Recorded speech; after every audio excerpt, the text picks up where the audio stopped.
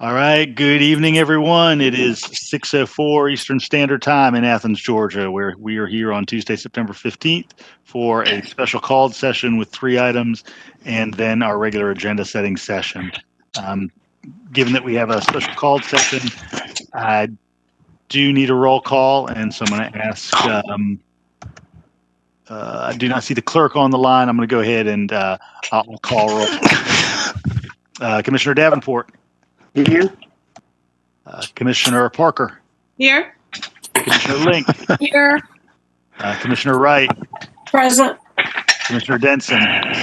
Here. Commissioner Edwards. Here. Commissioner Harrod. Commissioner Thornton. She's here. Obed, I think you're muted. No, did he call me? I thought he was waiting for Andy. No, it's okay. Andy's not on. Okay, I'm here. All right. Commissioner Hamby. All right. We have a quorum.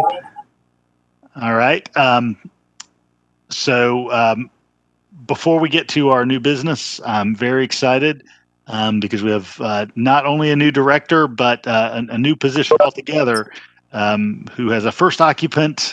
This is going to be the first occupant of that seat. So I want to introduce Robert Tresher to members of the commission and to the public at large, who's our capital projects director. So Robert, welcome to the team.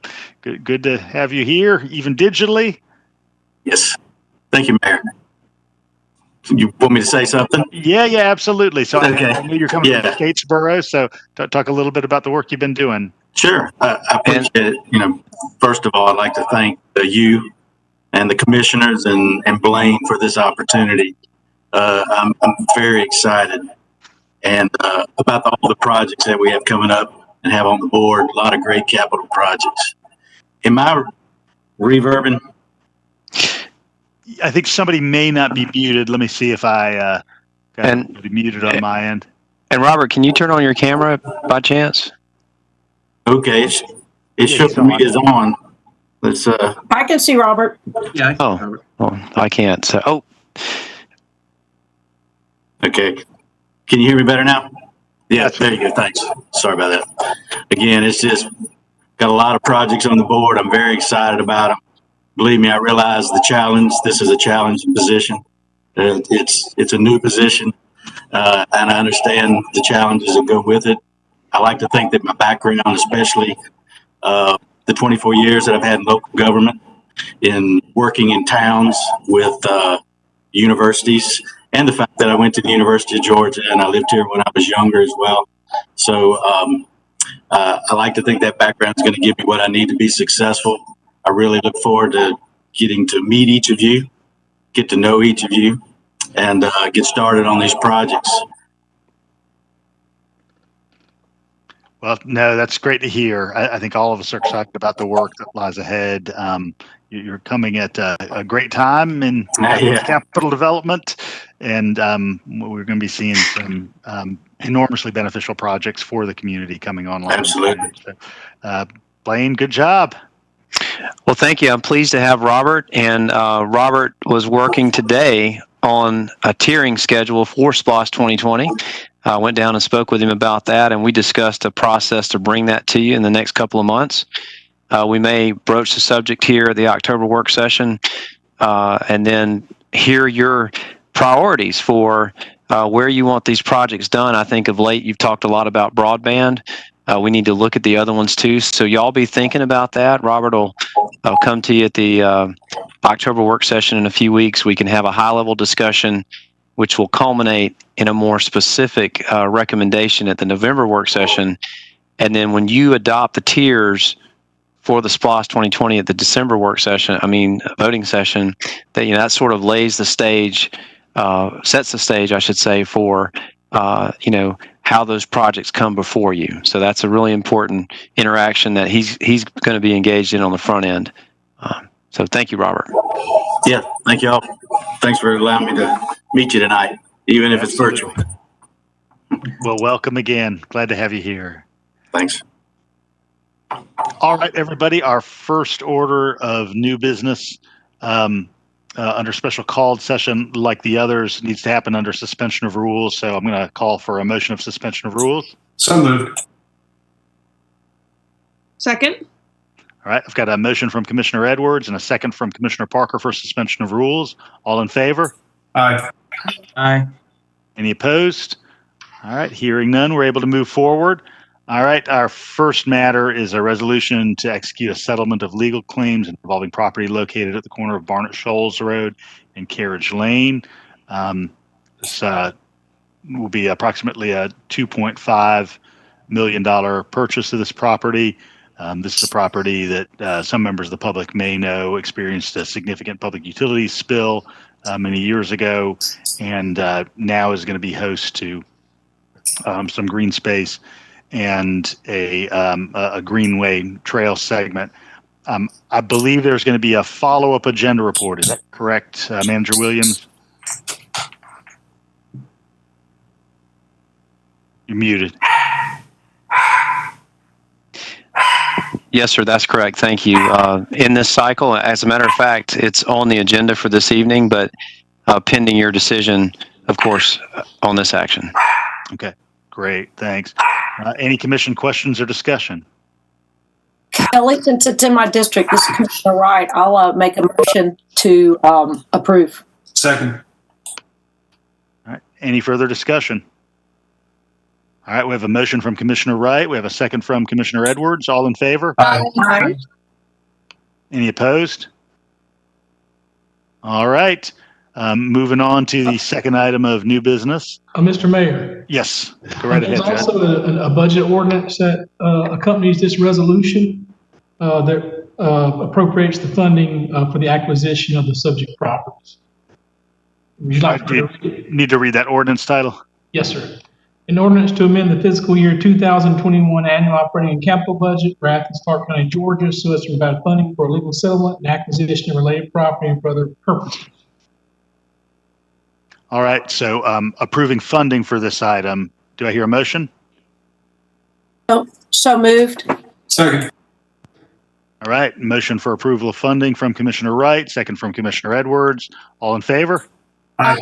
Aye. Any opposed? All right, funding is approved as well. All right, our second order of business concerns temporary closure of the block of Newton Street between Prince Avenue and Meg Street. We looked at this a few years ago. In the midst of the pandemic, there have been requests from both of the adjacent businesses.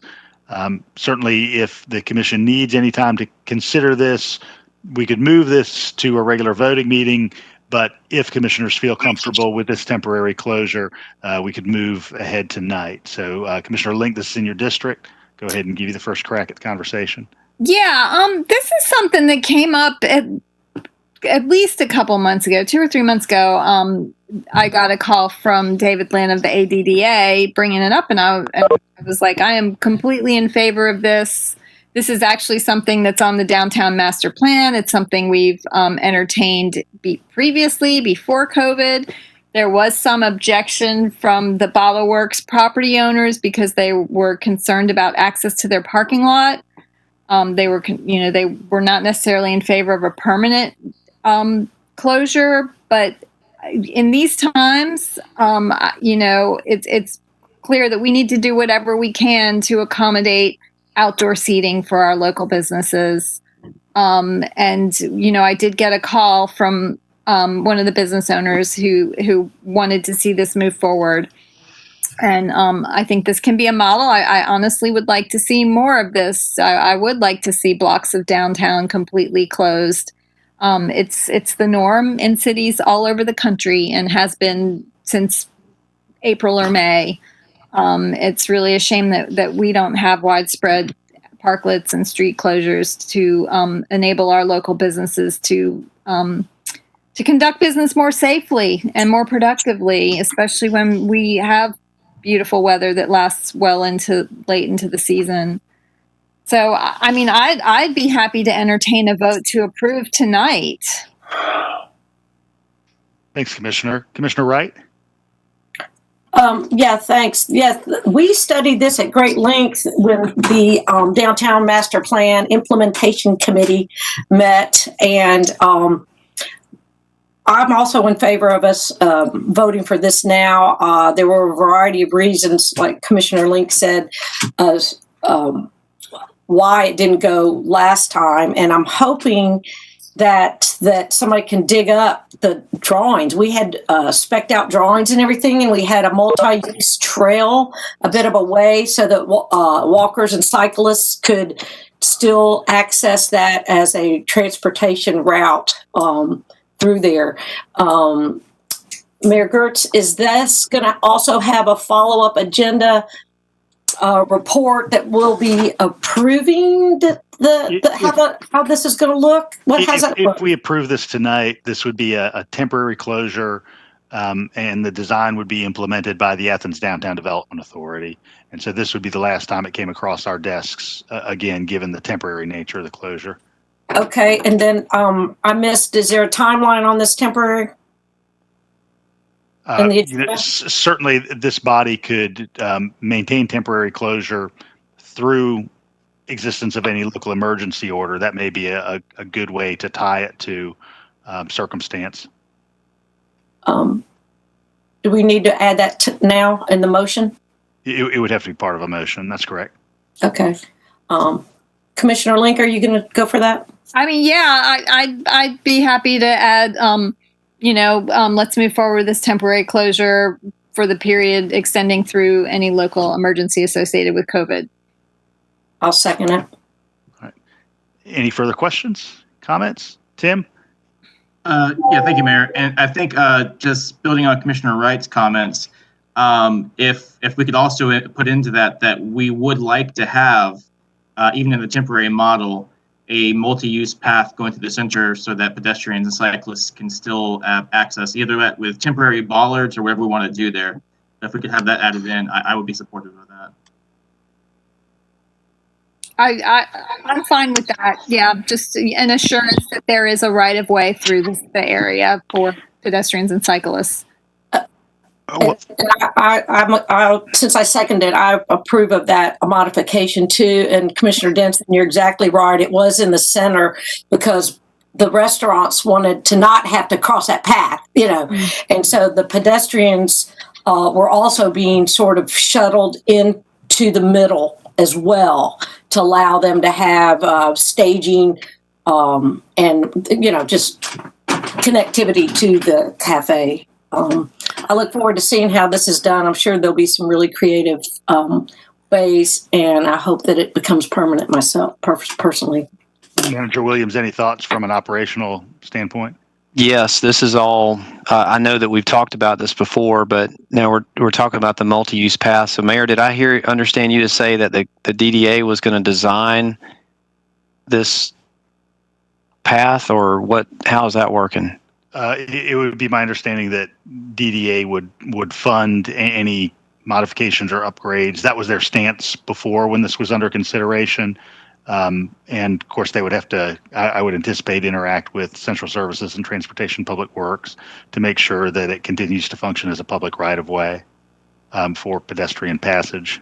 I mean, being that this is a temporary closure and there won't be any actual construction as part of it, I think, wording it as, simply allowing an appropriate right of way through the space for pedestrians and cyclists doesn't have to be up to particular TPW codes or anything, but an appropriate right of way. And I think that can give us, for a temporary space, it can kind of serve as a trial run for possibly, moving forward with the permanent visualization of this as it appears in the downtown master plan.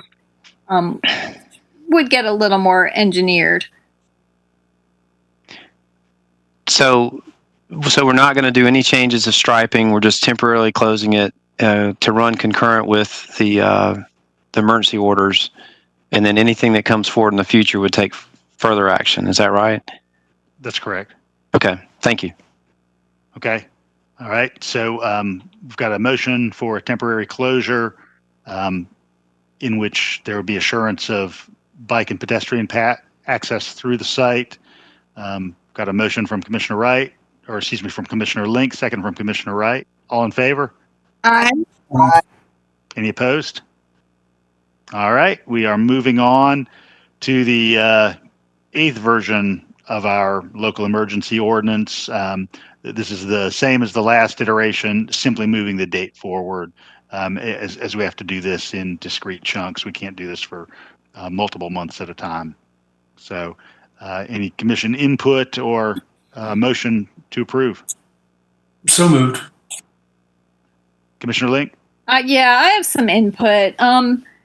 Considering the situation we're in, with absolutely skyrocketing cases attributed almost solely to UGA students. UGA students now make up more than a third of our total cases. UGA students from just last week's report make up more than a third of our total caseloads.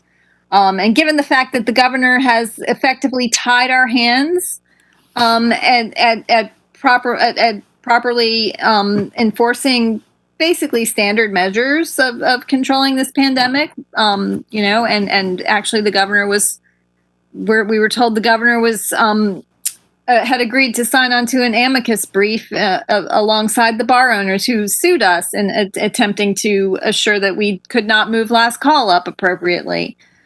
I think it's time we, get a lot more creative in enforcing any measures to control this pandemic. I now spend at least one night every weekend just roaming around town to watch UGA students just violate COVID protocols with impunity, whether it's on the sidewalks of downtown or, through the windows of bars downtown or in backyards or in the back of pickup trucks. I followed a pickup truck down Millage Avenue Friday night that had about 10 kids in the bed and hanging out the windows.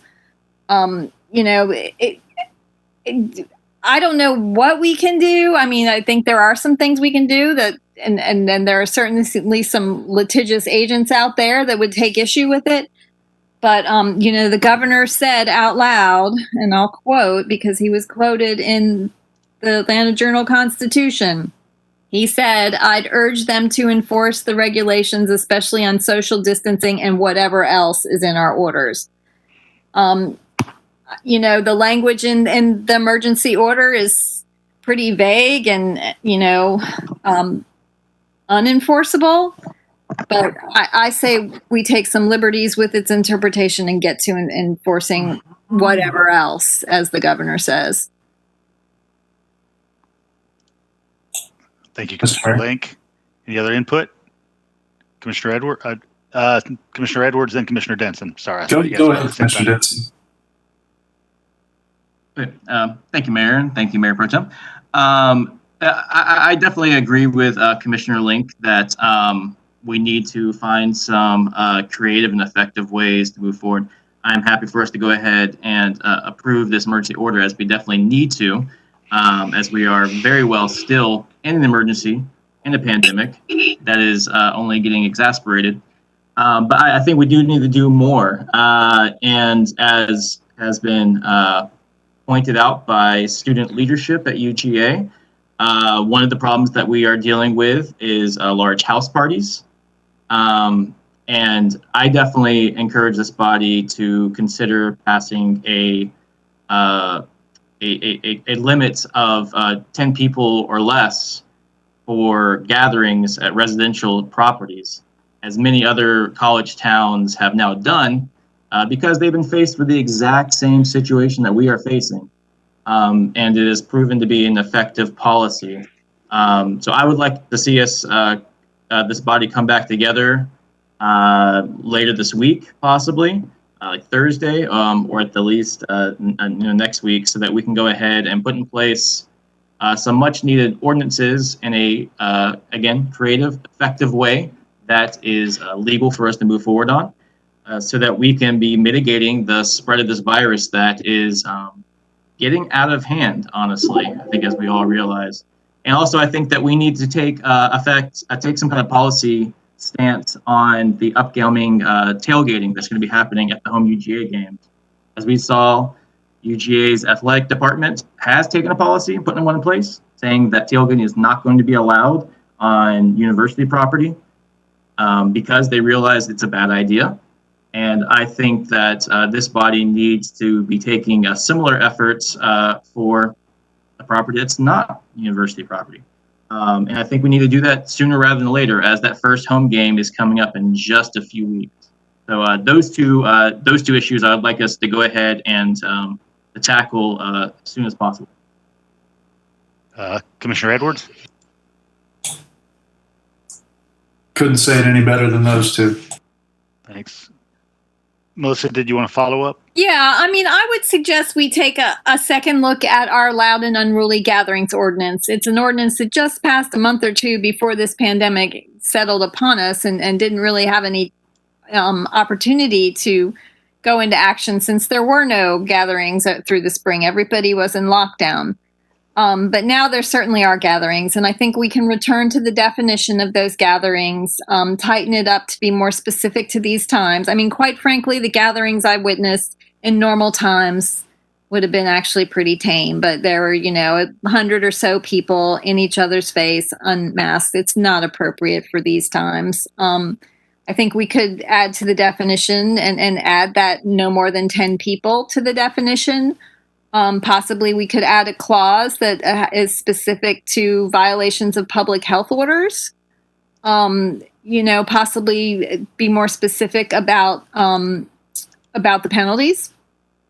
Just really tighten up that ordinance and not even have to return to our emergency order, but just take an ordinance that's already on the books and just tweak it just a little bit for these times. And hopefully when this crisis is over someday, hopefully sooner rather than later, we can go back to it and loosen it up a little bit and let people get back to having fun appropriately. Thanks, everyone. Just a couple of notes. I made an informal request to the governor's office to allow communities that are experiencing significant spread to impose a 10-person cap. I think many of you have noted that that's very common nationally and internationally. 10 people just doesn't allow for much spread. The science is pretty clear. Even 30 people on a porch, as we've seen in many cases, can be dangerous. And sadly, it's dangerous, but 100% legal right now. And on the football game notion, I'm very interested in a well-crafted operational plan to ensure that tailgating doesn't happen. If anybody wants to see a cautionary tale, Clemson is playing the Citadel at 4 p.m. on Saturday, and I may take a field trip up there to get some ideas about what we need to make sure we do and don't do. So I believe Commissioner Edwards did make a motion for approval of the updated emergency ordinance. Do I hear a second? I'll second. All right, got a motion from Commissioner Edwards, a second from Commissioner Link. All in favor? Aye. Any opposed? All right, motion carries.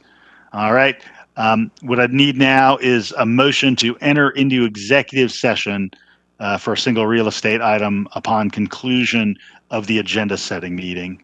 So moved. So moved. Second. All right, so I've got a motion from Commissioner Link. I've got a second from Commissioner Davenport. All in favor? Aye. All right, and now I need a motion to adjourn upon conclusion of that executive session. So moved. Allison. Second. All right, I've got a motion from Commissioner Wright, second from Commissioner Denson. All in favor? Aye. Aye. Any opposed? All right, after that executive session, we will be adjourned. All right, and if anybody has looked at our agenda setting agenda, we have 6 consent agenda items. Would any commissioner like to remove any of these for discussion? I'd like to remove item number 1. All right, thanks, Commissioner. All right, we've got one item from Commissioner Parker. Any others? All right, we'll go ahead and begin with discussion then. So Commissioner Parker removed item number 1. Go right ahead, Commissioner. Sure. I'd like to keep this one off of consent for our voting meeting. I've been reading a little bit about the history of the Edward Byrne Justice Memorial Grants, particularly in Michelle Alexander's The New Jim Crow, and she offers really interesting background in how they kind of got started, particularly when the drug war began and law enforcement departments were hesitant to start taking a more aggressive approach to drug law enforcement since crime rates hadn't gone up. these grants, this grant and the grants like it, had been used to sort of incentivize law enforcement agencies to shift their focus from more serious forms of crime to particularly tracking down issues of drug crime, which has led to the issues of mass incarceration we now face as, a state, particularly being one of the highest incarcerated populations per capita in the country. And so I see here that this particular grant is for translation services to translate our website into Spanish and some select public outreach messages, which seems pretty cool. As well, it's for part-time at-will employees for criminal justice efforts, including the Citizens Advisory Board, mental health services, and general community outreach programming. And I just kind of, particularly that part, thinking about how many grants we get from the state and federal government to expand policing, though we could be investing in the types of things would lessen our reliance on law enforcement, having as general community outreach programming, folks in our neighborhood that could help us close the gap with how much SNAP and WIC funding ends up left on the table year after year, and access to other services that would prevent people from getting involved in drugs or crime in the first place. And so I just wanted to bring that to our attention, maybe ask for some additional information about what that general outreach programming looks like, as well with the grant writer positions that were approved as part of the prosperity package that could be bringing in outside dollars akin to the way that this grant is for programming that could help reduce our reliance on punitive forms of public safety. I just wanted to also get an update on where we are with that, since I think it's been a little bit over a year since those positions were approved. Manager Williams, any follow-up tonight? Yeah, so, well, I guess the first thing is that these funds are being proposed to support pretty much the goals that were enumerated, I think, with the Safe Communities FY21 budget. With respect to the grant writers, those were approved in December of last year, and it has been some time, Commissioner Parker, you're right. And we did attempt to hire those. We do have one on board, as I understand, and we had talked about possibly. Let me restate that. We did post them pre-COVID. We held off, with the whole interview issue, and that we're having difficulty attracting qualified applicants. We have reposted those, so that is where we are now. Okay, thank you. Any other questions on that item? I have a question for Commissioner Parker. It seems like you've done some investigating on this grant. Are you stating that or feel that this grant is more punitive or could be more punitive than more helpful? Is that the gist of what you're thinking? Or yeah, I appreciate you asking that. So my concern is that this grant has its origins in a drug war that was essentially racist in nature, and though it can be used for various other kinds of public safety activities, as enumerated here with the translation services that are being offered with the community outreach opportunities that it affords. I just wanted to bring people's attention to the way that where a lot of these grants that we approve came from, and what it means for how we want to continue to make use of these funds or prioritize passage of grants like these over getting funds into the community that can help put an end to the war on drugs and disrupt some of the disparities in racial outcomes for folks in our criminal justice system. Well, I will say that I think part of the outreach, and we'll give you all specific detail on this, but I think part of the outreach was hiring, a drug addiction worker with Advantage as part of the mental health issues too. So as part of the mental health part of it, okay. Yeah. So, but we'll give you some specifics in response to your question. Sure, thank you. Anyone else on this item? The only thing that I would like to add, and I thank you, Manager Blaine, about giving us some more detail. I am very concerned about help for not just victims of domestic violence and drug, which is sometimes related to drugs, but also assistance and help for the perpetrators. So is this something that can be used not just for the victims, but also perpetrators or people who are prone to violence because of drugs? Is this something that can be proactively used to help those folk and not just give them the ends of incarceration? Is that part of the scope? I'd have to look at the eligibility requirements. We've been able to do a number of things with the funds. We can look into that specific use. I guess I would want to get a little more description or understanding of what those services might look like. Well, I would also agree that I would like to pull this off of consent. All right. Thanks, everyone. We are going to move on to the rest of our new business. And the next item after consent is item number 7, the first of 2 items concerning the Firefly Trail. The long desired bridge over Poplar Street, connecting Dudley Park to the eastward segments of the trail. Blaine, I think we're still waiting on bids for this one. Is that correct? Yes, sir. Okay. Any questions about this guy? Excited to see it happening. Me too. All right. I like bridges. Andy? I don't have a question. There's just one. I think it's either this item or the next one. I think it's this one. It's just a minor correction on the facts and issues. I think it is. Or maybe it's the next one. Hang on. I can't find my notes now. Oh, so on this one, on facts and issues, or history rather, number 21, it says that the Rail to Trail Committee recommendation, or accepted the Rail to Trail Committee's recommendation, history item number 11, and I think that should be history item number 19. Thanks for that catch. That's all.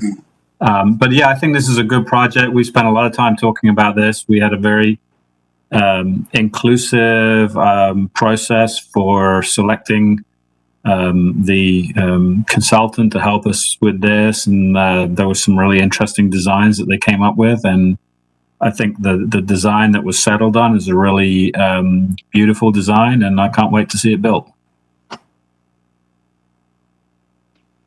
We're going to have to budget for a copy editor after Andy leaves us here.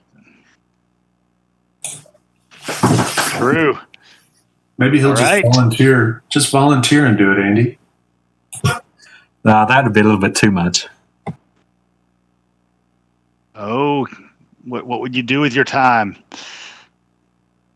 All right. We are moving on to the next item, number 8, which also concerns the Firefly Trail.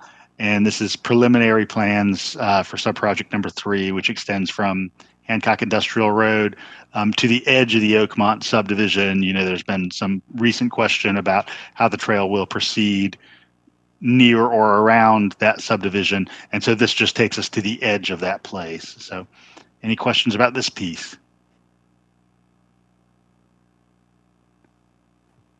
Can we put it on consent? Everybody okay with that? Consent? All right. Consent-o-matic for the people. All right. Moving on to item number 9, water trails. And it's a grant. Good times. All right. Any questions about this? Consent agenda, please. All right. By land and by water, we reach the consent agenda. All right. All right. Moving on to item number 10. This involves a long-standing responsibility of Georgia Power for some land that they used to own for voluntary remediation, release, and acceptance of deed, and a lease arrangement with the Classic Center for this former industrial site. Any questions about this item? Lots of technical information here. Patrick? You're on mute.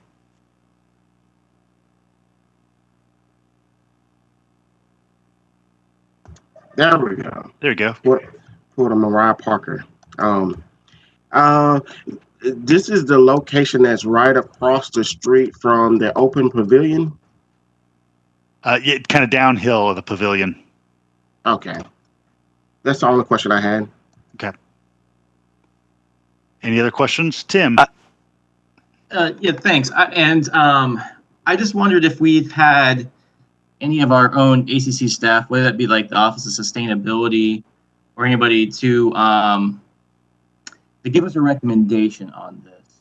I understand what they're trying to do here, and I just really want to make sure that that any kind of potential risk, environmental risk here, is we're not skipping anything. We're making sure we're dotting all of our I's and crossing our T's. So I just want to make sure. I didn't really see a report here from our own staff looking into this and saying they recommended this and they felt like the remediation process had been done so well that we were ready for this step. I just want to make sure that we are.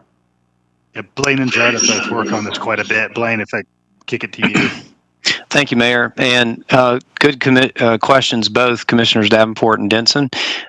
Commissioner Davenport, I think we'll amend this to add a map that shows exactly where it is and where these spots are. And Commissioner Denson, you echoed my concerns early on, and I was included in this, and we will, I think, amend the agenda item to allow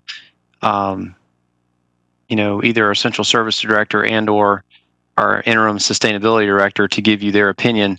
We did have our central services director included in some of this conversation, and I did ask the question multiple times about the ongoing liability for this and what does it really mean. And so, if I might, let me give you a short description for the public's benefit, and then we will amend this agenda item to include what you ask. And so, part of our history involves, and many river towns had this in Georgia, but a coal decasification plant that were normally located near the river.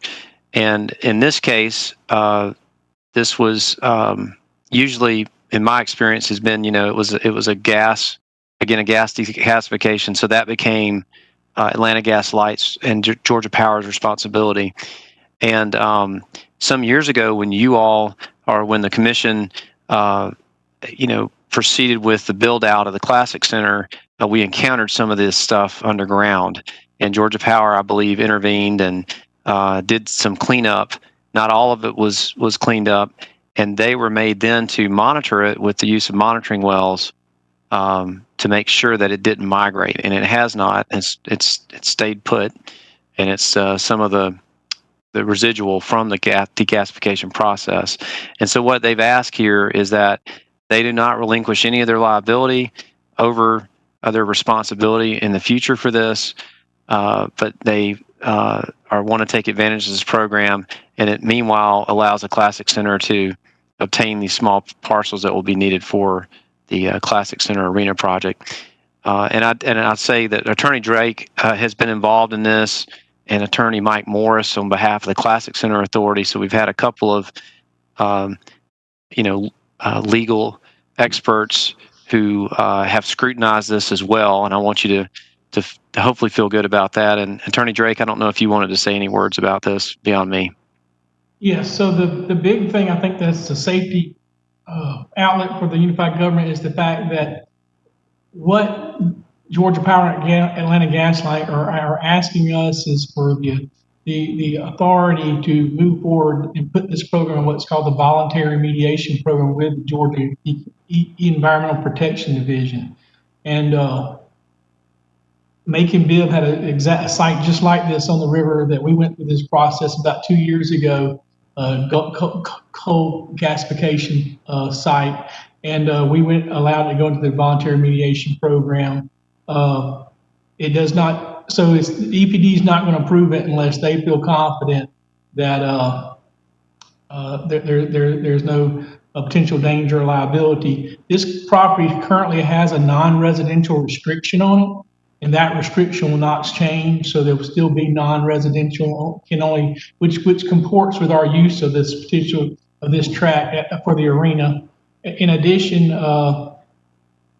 the agreements related to Atlanta Gas Light and Georgia Power's responsibility for any cleanup that's attributed to them will still remain in place. If we do encounter contamination again in building the arena, there is a site located on farther behind this, and Blaine or the mayor might speak more about the location of that's actually contaminated. It's our responsibility, unified governments, and we'll maintain responsibility for that site.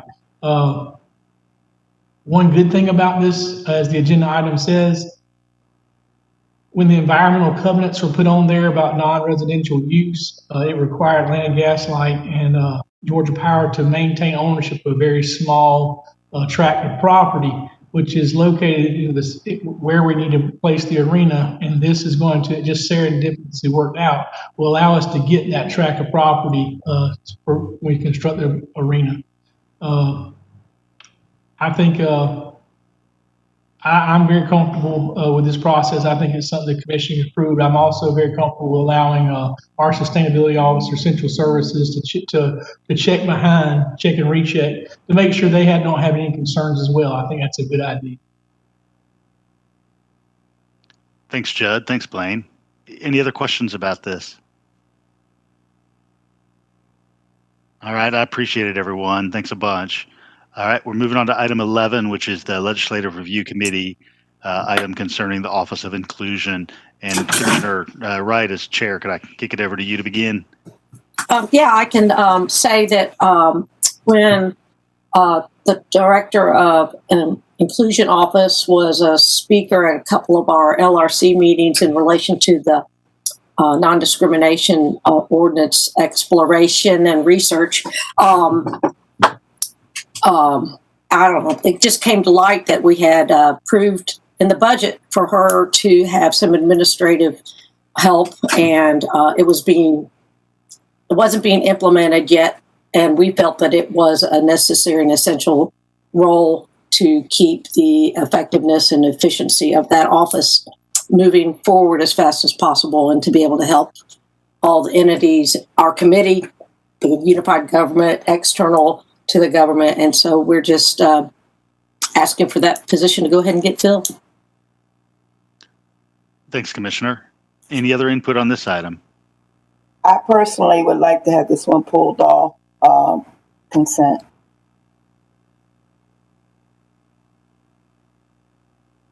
Any other questions? Everybody okay with this going on consent? I think Avita's not. Oh. Just said she didn't want it on consent. It's currently not on consent. I'm sorry. We'll leave it that way, I think. Okay. All right. We are going to turn things over to our planning director, Brad Griffin, who has 2 site issues for us here on our planning and zoning agenda, and then 1 text amendment. All righty. You got it on the screen? Got it. Awesome. Okay, we've got 3 for you this evening. First item is an amendment to an existing commercial neighborhood plan development. This is 145 Dekle Drive. This is the Lakewood plan development that we probably began working on land planning on this one about 20 years ago. I think it was probably 02 or 03 when it was approved and then platted in 4. 2 or 3 years later, the recession hit. It was slow. There is some action going on out there now, but there was a piece in the front that was, and I'll show it to you in a minute. It was originally approved for about 90 residential units that was originally part of the old Dekle family farm that has the horse barn on it. And the family is interested in trying to take it back to some semblance of an urban agricultural special event facility. So it's a little bit of a unique proposal in this type of a development. It is compatible with traditional neighborhood future land use. It's about 7.5 acres. So for those of you that are familiar with Williams Farm, this is about 2.5 or 3 acres larger than Williams Farm is, that the land trust operates. It is to revise the use and density of the site, and with any PD, if approved, the report, plan, and representative architecture becomes binding.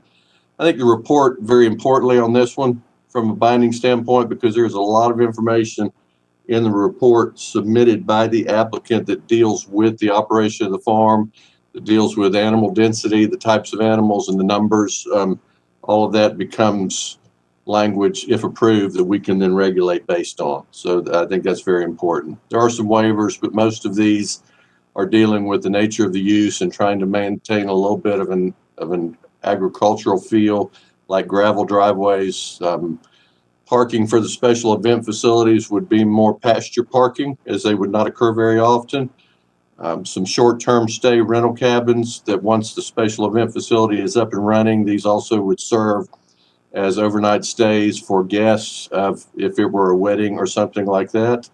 And then a little bit of increase in terms of retail allowance and some buffer modifications as well. And here you see the property, the driveway that you see here along the south side of it. That's the entrance that goes into the single-family residential portion of Lakewood now. This is the old horse barn and a smaller barn that there are pictures in the report as well. This was all part of an operational farm for many, many years, probably decades before Lakewood started. The area you see outlined here in red, this is the original plan that was approved with the 03 PD. I think it's 3. But you see in here, from a density standpoint, within this block right here, there's potential for about 55 units. Most of these townhouses under that old PD would have had garages back here with ADUs over the top of them, and then some single family homes, and then the condo apartments here. You see the zoning there and how that falls under the rest of the PD, but you've got that is what is currently approved, and then this is what's being requested as a modification in the same area. This area, for example, it will be an agricultural pasture area that will serve for parking during special events. This is the barn, the 2 barns that I just showed you a minute ago. They do have language built into them to allow them to be modified, increased in size a little bit in terms of raising roofs, and there are drawings in there as well. And then the short-term rentals and residential units that would work in conjunction with the special event facility as well are primarily here. And there's another couple in this location. Greenhouses, hoop houses in this area. Phase 1, and it's all in the report, is largely intended to be a working urban farm, within phase 2 being the development of the special event facility later. They have asked for the ability, and Planning Commission's recommending approval for these 6 short-term rentals to be built in conjunction with phase 1. The balance of these units, along with the modifications back here, would all be in conjunction with the development of the special event facility. And then you see a rendered version of it as well. There's a lot of talk in there about the closure of access to at the beginning of any special events with a gate, and it's right in this area to when there is an event, and it may be an evening reception, access and exiting needs to come this way into Barnett Shoals. There is concern from the applicant as well that people would leave and try to wind back through Kentucky Circle and Indiana Avenue to get out. So they have committed to that being gated at the beginning of any special event, just as an additional point of traffic management. Some architectural, just some sketches of what the ADUs and the short-term rentals would look like. And the Planning Commission recommendation is to approve this with 3 conditions. The gating that I just talked about, the condition number 2, I believe, has already been corrected, dealing with square footage, and then the allowance of 6 of the rental or short-term stay cabins that I showed you earlier can be built and occupied in conjunction with phase one, which would be the urban agricultural piece, and not necessarily have to wait on the special event facility. And that concludes the staff report. Planning Commission's recommendation was to approve with a unanimous vote. Thanks, Brad. Mariah, I think this is in your district. Sure is. And yeah, I think this is a pretty cool plan. One of my favorite parts of being a wedding caterer prior to being on the commission was getting to go to places like this and see neat little event halls in surrounding counties. And so I think the opportunity for us to expand access to spaces like this within Athens helps add to the local flavor and other things that are, a part of our comprehensive plan. Things like actively encouraging and identifying ways to advance local agriculture and food initiatives. I'm very excited about. And the promotion of, industries that make Athens unique. So something that kind of gives, captures and retains some of our Athenian charm. I think this project does a lot to that end. I did get a number of emails, both in support of and in opposition to this proposal. A lot of folks who are in support recognize that the Dekles have, lived in this area for a long time. This land has been in their family for a long time. And so for them to be good stewards of the area, a lot of folks have a lot of trust in them to ensure this project is to the, net benefit of the neighborhood. To respond to some of the concerns people had, some folks were concerned about noise, but I think that the surrounding tree buffer should do a lot to help reduce both noise and light pollution from the area.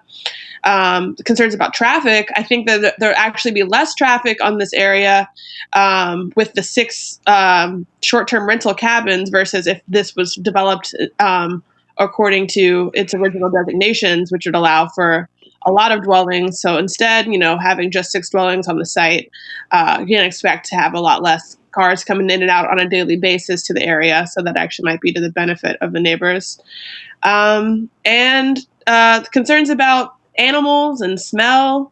I'm not a farmer. I can't really speak to that, but I think that they are looking at having a limited number of animals, a small number of chickens and cows and things like that. And so I think that the number of animals they intend to have on the property, it's unlikely for them to produce a very large amount of smell, if any.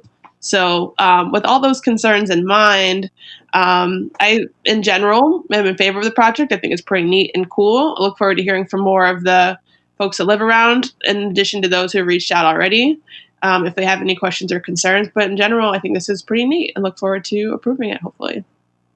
Thanks, Mariah. Any other input? Melissa? Yeah, I also was a wedding caterer in my former life.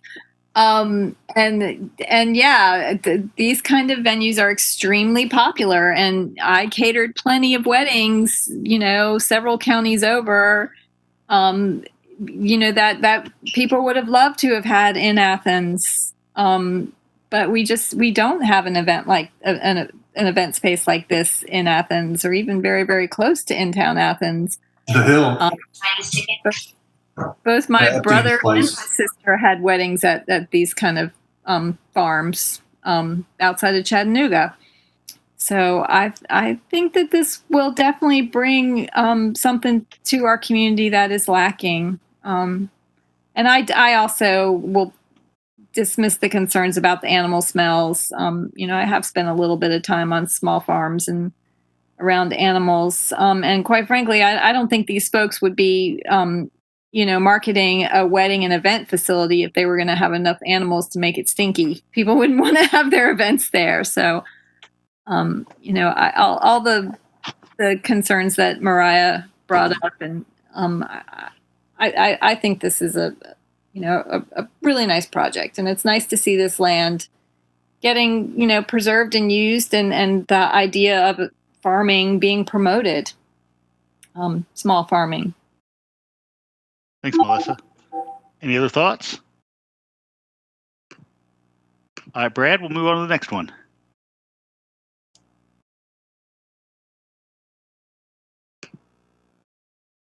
Okay, second item, and this is the evening for old PDs to be amended, it looks like, because this is the former Martin Meadows plan development, 100 Trinity Pond.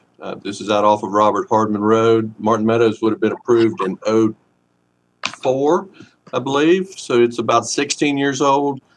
Five houses originally built. Again, recession hit. No further construction happened. It has now been bought by a different owner, and they are bringing through what is really a very minor amendment to what was a conservation subdivision plan development. So 18 years. Essentially, what they are asking to do is to increase the permanent residential density on the property from 62 to 66 dwellings. The original approval had 62 permanent single-family dwellings. It also had a future clubhouse that I will show you in a minute, which was actually the Martins' family home on this property before it was developed. And then there were 3 cabins that were in place at the time that were on the land that was set aside as open space. The original proposal from the initial developer was to take these 3 cabins and make them short-term rentals for the residents if they had guests. If you had somebody, if you lived there, you had somebody coming in over the weekend and didn't have enough stay, you could use one of these as a weekend cottage, for example. So a little ahead of its time for the Airbnb, but where they are now is they're simply requesting an amendment to take what was to be the clubhouse and the 3 short-term rentals and convert those to full-time residential dwellings. So it increases by 4.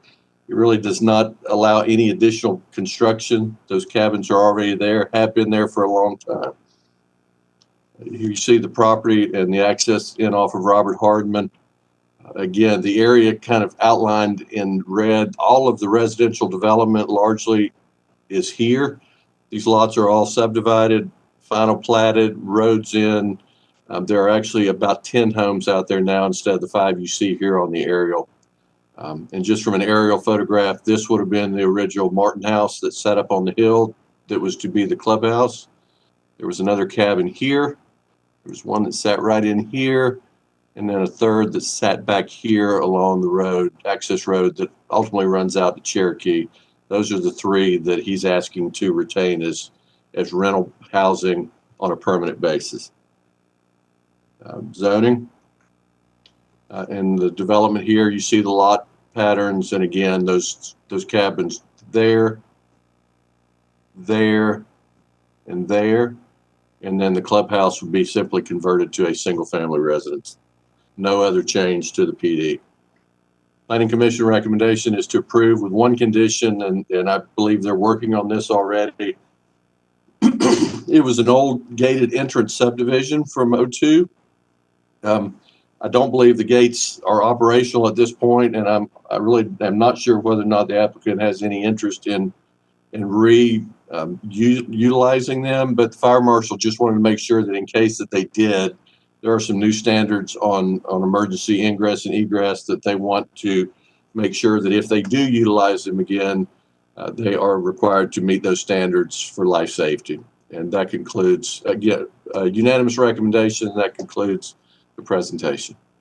Thanks, Brad. This is in Patrick's district, District 1. Yes, I like this. I like this project, but I would recommend my colleagues to go out and take a visit. I went by and do y'all remember that movie Wrong Turn? Okay. Yeah, just go take a visit on the property, and it's like a whole other world back there. But I just got one question for Brad. I didn't see it in the notes, but in your presentation you had mentioned three accessory dwellings on one parcel. Can you explain that? Those would be the 3 cabins that kind of sat down along what was the old dirt road that ran back out to Cherokee that I pointed out. Okay.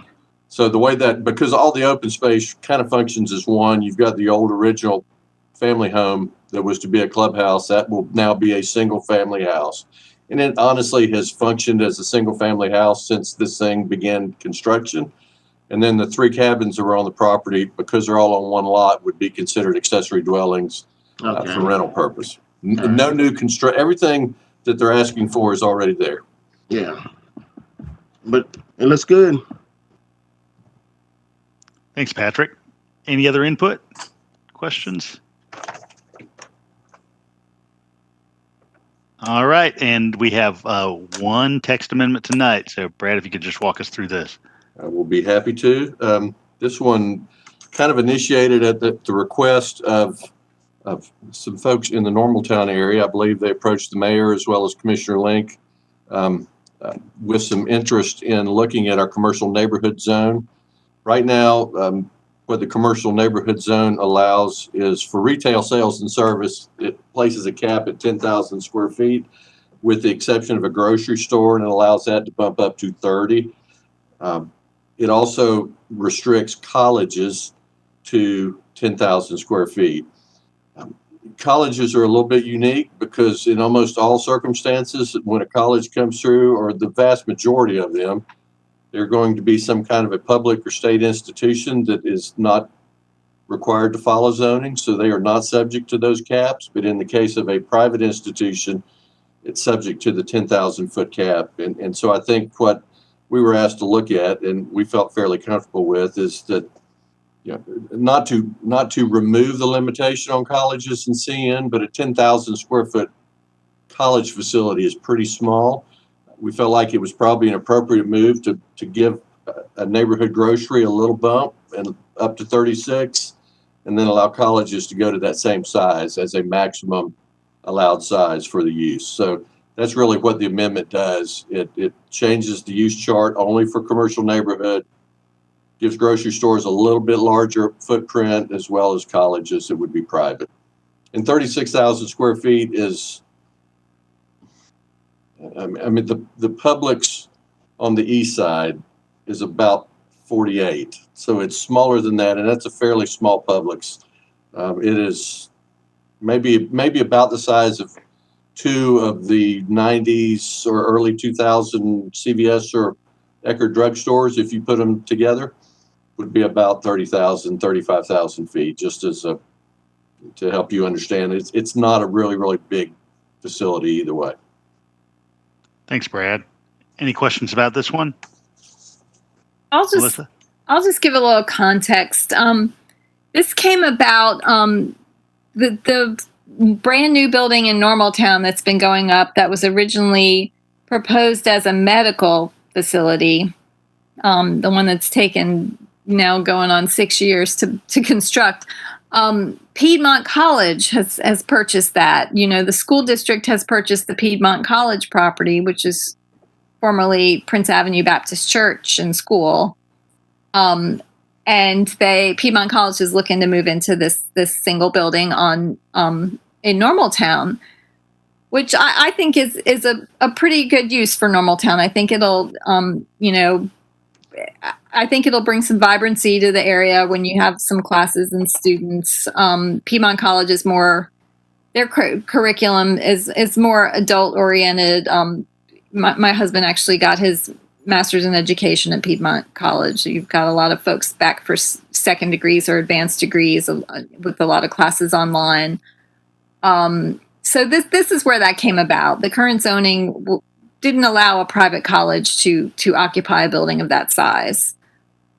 So I think, traffic wise, I know there was a lot of concern about that building used as a medical facility and the traffic, the constant coming and going of traffic. I think the traffic impact will be less with a college building. I think this is an appropriate amendment. You certainly can't do much with 10,000 square feet if you're a classroom or a school of any kind. So, I think it's appropriate. And we didn't want to lift the cap because, I foresaw, completely lifting the cap on colleges and universities. They could take over entire blocks. But I think that the 36 is a, pretty appropriate limit. Thanks, Melissa. Any other questions or thoughts about this one? All right, everybody. Brad, thank you so much. We're going to give public information just a minute. We've got one short executive session item.